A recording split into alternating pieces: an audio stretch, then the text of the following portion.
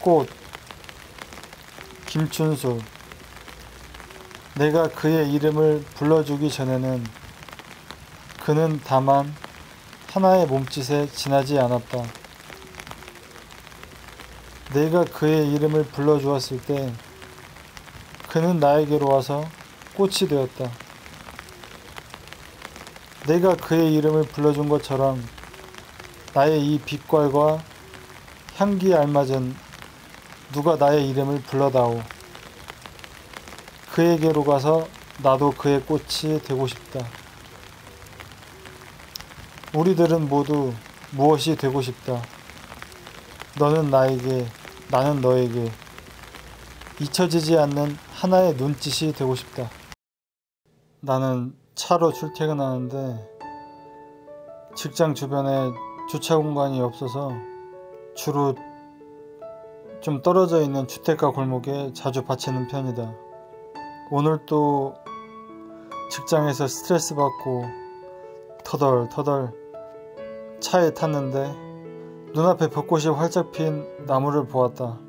참 예쁘고 풍성하게도 폈네 라고 생각하니 직장에서 받은 스트레스가 단번에 날아갔다. 너는 봄이 올 때마다 인간처럼 스트레스고 불행이고 상관없이 열심히 꽃을 피우는구나. 그래도 네가 벚꽃을 피워줘서 참 고맙다. 그렇게 생각하니 직장에서 받은 스트레스는 아무것도 아닌 사소한 문제일 뿐이었다. 참 아름답구나. 그래도 스트레스로 가득 찬 내 인생에서 네가 있으니 고맙다 하며 감상하고 있다가 문득 깨달았다. 그런데 지금껏 이 나무가 있다는 것을 왜 보지 못했지? 지금껏 이 나무를 스쳐 지나갈 때마다 이 벌이 윙윙거려서 그것만 조심해야지 그런 생각만 있었지, 이 나무가 이렇게 크고 아름다운지, 아니 이 자리에 이렇게 서 있었는지 몰랐다. 그런데 이 나무랑 이렇게 대화를 해보니 마치 사람처럼, 친구처럼 인격과 영혼이 있는 하나의 존재가 되었다. 물론 이건 나의 해석일 뿐이고 저 나무는 나와는 상관없이 그냥 그 자리에 서 있는 거지만 내가 지금 느낀 이 깨달음은 그냥 대수로운 일이 아니다. 그 순간 생각난 사람이 두 사람 있었는데 한 사람은 시인 김춘수이고 또 한 사람은 신라시대의 원효스님이다. 먼저 김춘수 시인의 꽃이라는 시를 보면 그 시에선 화자가 꽃을 인식하기 전에는 그건 하나의 몸짓일 뿐이었는데 그 꽃을 인식하기 시작하니까 아주 나에게 특별한 존재로 다가왔다는 그런 내용을 말하고 있다. 이 시는 인간의 인식의 기능이 어떤 대상의 생명을 불어넣는 일임을 밝히고 있다. 또 원효스님의 일화를 보면 당시 당나라로 불법을 공부하러 떠나는 와중에 중간에 어디서 잠을 자게 되었는데 자다가 너무 목이 말라 잠에서 깨어보니 옆에 어떤 바가지에 물이 있었던 것이다. 그래서 그걸 마시니까 너무 갈증도 해소되고 시원하고 맛있는 물이었다. 근데 아침에 일어나서 옆을 보니까 어제 내가 마셨던 그 바가지가 해골이었던 것이다. 그 해골에 고여있던 물을 먹었던 것이다. 그 순간 원효스님은 토를 하면서 깨달았다. 전날 밤엔 달콤한 물이었지만 아침에 보니 토가 나오는 해골물이나 저 물 자체는 똑같지만 그걸 바라보는 내 마음이 달콤한 물과 토 나오는 물을 구분짓고 있구나. 이걸 일체유심조라고 하는데 모든 건 마음이 만들어낸다는 것이다.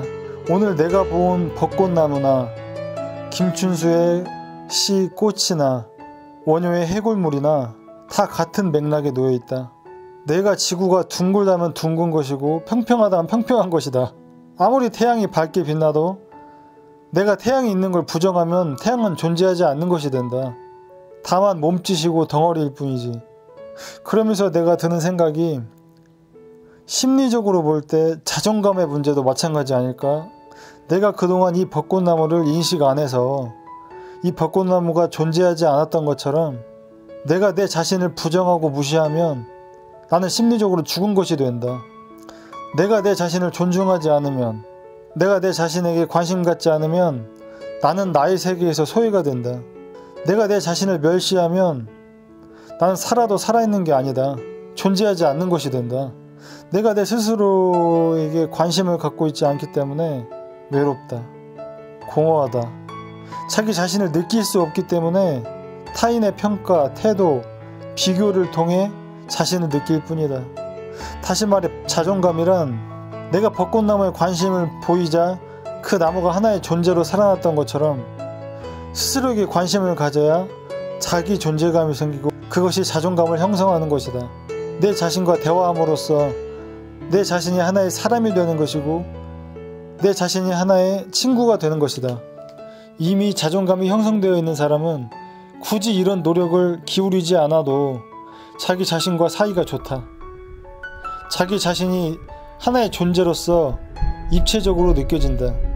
스스로를 격려하고 칭찬하고 잘 보살피고 마음을 알아주고 그렇기 때문에 자존감 있는 사람은 자기 표현이 자연스럽다. 어려움이 닥쳐도 이겨낼 힘이 있다.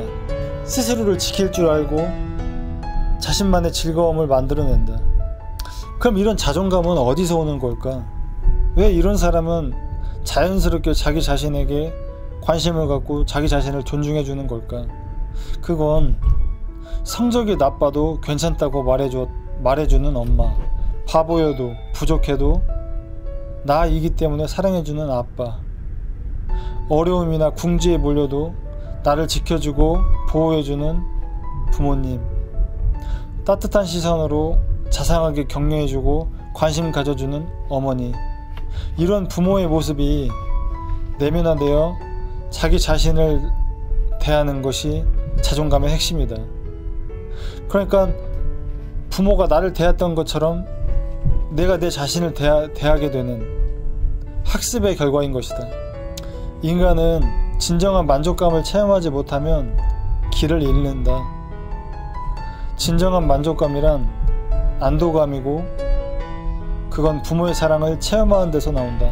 구체적으로 안도감이란 바보여도 나는 받아들여진다. 바보라도 나는 사랑받는다. 라고 느끼는 것이다. 이렇게 해야 돼. 그렇게 안 하면 날 싫어할 거야. 이런 불안한 마음으로는 자존감이 형성되지 않는다. 그럼 안도감을 체험하지 못한 사람들은 어떻게 해야 할까? 굉장히 힘들겠지만 좀 전에 얘기한 것처럼 자기가 자기 스스로에게 너그러운 어머니가 되어줄 수밖에 없다.